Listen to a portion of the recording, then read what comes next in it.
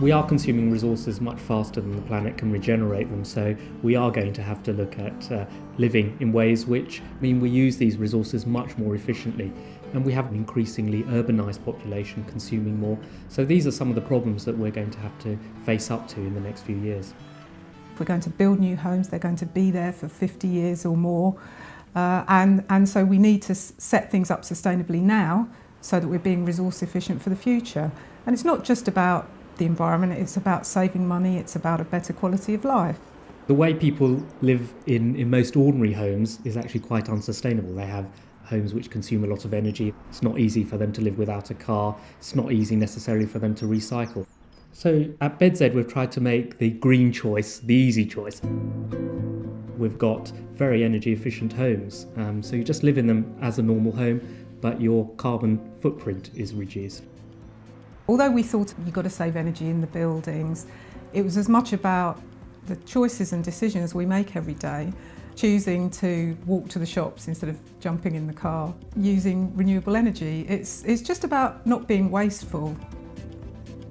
When we started working on BedZED back in 1997, sustainability was much more of a enthusiast fringe activity, and now it's really mainstream. Everybody understands their carbon footprints, knows they need to do something about it.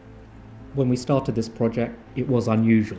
So, for example, this was the first zero carbon development proposed in the UK, but now in fact it's become government policy, and large numbers of companies now are starting to look at all sorts of green technologies. Governments are looking at policies which will support this sort of development.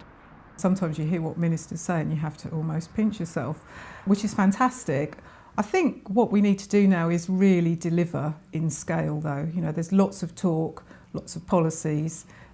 What we've really got to do now is really tackle this mainstream. We now know that if everyone on Earth consumed as much as the average European, for example, we would need 3 planets worth of resources to support us. So what we need to do is create places where it's easy for people to lead a one-planet lifestyle. And sustainable communities can play an important part of that, because a lot of our impacts are in the energy use in the home and the way we lead our lives.